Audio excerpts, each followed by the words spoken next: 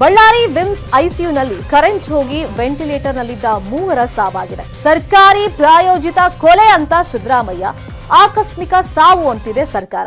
ಆದರೆ ಇದು ನಿರ್ಲಕ್ಷ್ಯದ ಸಾವು ಅನ್ನೋದಕ್ಕೆ ಸಾಕ್ಷಿ ನಾವು ಕೊಡ್ತೀವಿ ನೋಡಿ. ಬಳ್ಳಾರಿ ವಿಮ್ಸ್ ಆಸ್ಪತ್ರೆ ಒಳಗೆ ರೋಗಿಗಳು ಹೇಗೆ ನರಳಾಡ್ತಾ ಇದ್ರು ನೋಡಿ.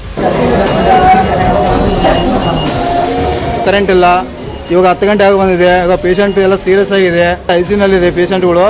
ಒಂದು ಪೇಷಂಟ್ ಕೂಡ ಕಂಡೀಷನ್ ಸರಿಯಿಲ್ಲ. ಪ್ರತಿಯೊಬ್ಬರಿಗೆ ಆಕ್ಸಿಜನ್ ಪ್ರಾಬ್ಲಮ್ ಆಗಿದೆ.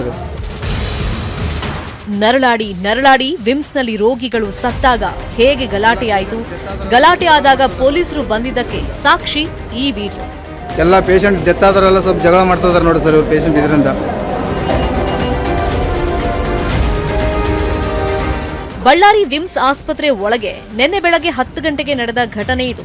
ಲೋನ್ ಕೊಡೋರು ನಿಮ್ಗೆ ಹೆಲ್ಪ್ ಆಗ್ಲಿ ಅಂತ ಕೊಡಲ್ಲ, ಅವರು ಲಾಭ ಮಾಡ್ಕೋಬೇಕು ಅಂತ ಕೊಡ್ತಾರೆ. ಹಾಗಾದ್ರೆ ಒಳ್ಳೆಯವ್ರು ಯಾರು ಕೆಟ್ಟವ್ರು ಯಾರು ಗೊತ್ತಾಗ್ಬೇಕಾ?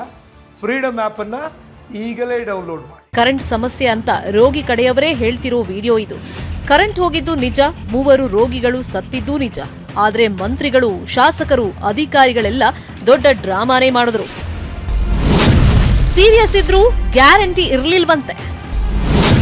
ಕರೆಂಟ್ ಹೋಗಿ ಸತ್ತಿದ್ದು ಕಾಕತಾಳೀಯವಂತೆ. ಈ ಮಾತನ್ನ ನಾವೆಲ್ಲ ಹೇಳಿದ್ದು. ನಿನ್ನೆ ವಿಮ್ಸ್ ನಿರ್ದೇಶಕ ಡಾಕ್ಟರ್ ಗಂಗಾಧರ್ ಗೌಡ ಕೊಟ್ಟ ಪತ್ರಿಕಾ ಹೇಳಿಕೆ.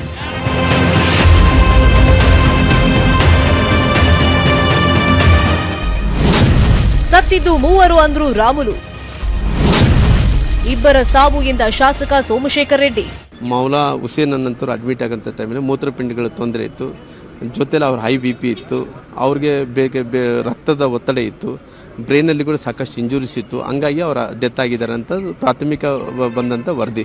ಈ ಇಬ್ಬರೇ ತಿರ್ಕೊಂಡು ಹೋಗ್ಯಾರ ಅಂತಂದ್ರೆ ಆಕ್ಸಿಜನ್ ಕೊರತೆ ಅಂತಲ್ಲ, ಎಲ್ಲ ಬ್ಯಾಕಪ್ ಇದೆ, ಎಲ್ಲ ಪ್ರತಿಯೊಂದು ಇದೆ. ಶಾರ್ಟ್ ಸರ್ಕ್ಯೂಟ್ ಆಗಿದ್ರೆ ಟೋಟಲ್ ವಿಮ್ಸ್ಗೆ ಆಗ್ಬೇಕಾಗಿತ್ತು. ಮತ್ತೆ ಎಲ್ಲ ಬಹು ಅಂಗಾಂಗಗಳ ವೈಫಲ್ಯದಿಂದ ಬಂದಂತ ಕ್ಯಾಂಡಿಡೇಟ್ ತಿರ್ಕೊಂಡು ಹೋದ್ರೆ ಕೂಡ ಅದನ್ನ ನಮ್ಮೆಲ್ಲನೇ ಗುಬೆ ಕುಡಿಸಿದ್ರೆ ಹೇಗೆ? ಕೇಳಿದ್ರಲ್ಲ, ಶಾಸಕರ ಮಾತನ್ನ ನಂಬೇಕಾ, ಸಚಿವರ ಮಾತನ್ನ ನಂಬೇಕಾ ಗೊತ್ತಿಲ್ಲ. ಆದ್ರೆ ಅಮಾಯಕರು ಸತ್ತಿರೋದಂತೂ ನಿಜ. ಈ ಸಾವಿಗೆ ಸರ್ಕಾರ ಕಾರಣ. ಸರ್ಕಾರಿ ಪ್ರಾಯೋಜಿತ ಕೊಲೆ ಅಂದ್ರು ಸಿದ್ದರಾಮಯ್ಯ. 25 ಲಕ್ಷ ಪರಿಹಾರನೂ ಕೊಡಿ ಅಂದ್ರು. ಸಚಿವರ ರಾಜೀನಾಮೆಯನ್ನು ಕೇಳಿದ್ರು.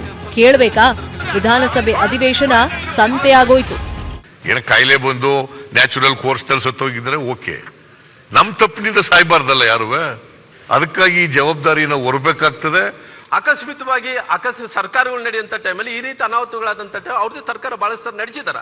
ಅಂತ ಸಂದರ್ಭದಲ್ಲಿ ನಾವೇನು ಆ ಸರ್ಕಾರದ ಮೇಲೆ ಅವ್ರದ್ದು ಸರ್ಕಾರನೇ ಮರ್ಡರ್ ಮಾಡಿದೆ ಅಂತ ಹೇಳಿ ನಾವೆಲ್ಲಿ ಕೂಡ ಉಲ್ಲೇಖನೆ ಮಾಡಿಲ್ಲ.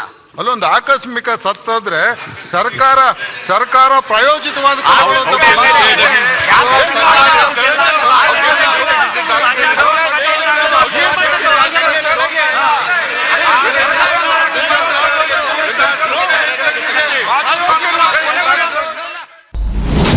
ದುರಂತ ಸಾವು ಎಂದ ಆರೋಗ್ಯ ಸಚಿವರು. ತನಿಖೆಗೆ ವಿಶೇಷ ಟೀಂ ರಚಿಸಿದ ಮಂತ್ರಿಗಳು. ಸಚಿವ ಶ್ರೀರಾಮುಲು, ಮಾಧುಸ್ವಾಮಿ ಸದನದಲ್ಲಿ 3 ಸಾವು ಆಕಸ್ಮಿಕ ಅಂದ್ರು. ಆದ್ರೆ ಆರೋಗ್ಯ ಸಚಿವ ಸುಧಾಕರ್ ದುರಂತ ಸಾವು ಅಂತ ಟ್ವೀಟ್ ಹಾಕಿದ್ದಾರೆ. ಇನ್ನು ಸಚಿವ ಶ್ರೀರಾಮುಲು ತನಿಖೆಗೆ ಟೀಂ ರಚಿಸಿದ್ದು ತಪ್ಪಿತಸ್ಥರ ಮೇಲೆ ನಿರ್ದಾಕ್ಷಿಣ್ಯ ಕ್ರಮ ಕೈಗೊಳ್ತೀವಿ ಅಂದ್ರು. ಅಕಸ್ಮಿತವಾಗಿ ಅವರು ಕರೆಂಟ್ ಫೇಲ್ಯೂರ್ಸ್ ಇಂದನೇ ಅವರು ಡೆತ್ ಆಗಿದ್ದಾರೆ ಅಂತೇಳಿ ಅವ್ರು ಏನು ಆರೋಪಣೆ ಮಾಡ್ತಿದ್ರು. ಆಲ್ರೆಡಿ 5 ಮಂದಿನ ತಂಡವನ್ನು ಕಳಿಸಿಕೊಟ್ಟಿದ್ವಿ. ಆ ವರದಿ ಬಂದ ನಂತರ ಅವ್ರ ಮೇಲೆ ಯಾರೇ ವ್ಯಕ್ತಿಗಳಾಗಿರ್ಬೋದು ಅವ್ರ ಮೇಲೆ ಕಠಿಣವಾದಂಥ ಕ್ರಮವನ್ನು ತಗೊಂಡಂತ ಕೆಲಸ ಮಾಡ್ತೀವಿ.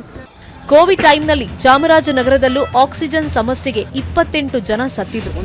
ಆದ್ರೆ ಸಾವಿನ ಲೆಕ್ಕವನ್ನೇ ಸರ್ಕಾರ ಮುಚ್ಚಿಟ್ಟಿತ್ತು. ಈಗ ವಿಮ್ಸ್ನಲ್ಲೂ ಇದೇ ಡ್ರಾಮಾ ನಡೀತಾ ಇದೆ. ಒಟ್ನಲ್ಲಿ ಅಮಾಯಕರ ಸಾವಿನಲ್ಲೂ ರಾಜಕೀಯ ಬೇಳೆ ಬೇಯಿಸಿಕೊಳ್ಳೋದ್ರಲ್ಲಿ ರಾಜಕಾರಣಿಗಳು ನಿಸ್ಸೀಮರು ಅನ್ನೋದಕ್ಕೆ ಇದಕ್ಕಿಂತ ಉದಾಹರಣೆ ಬೇಕಿಲ್ಲ. Bureau report, news 18 Kannada.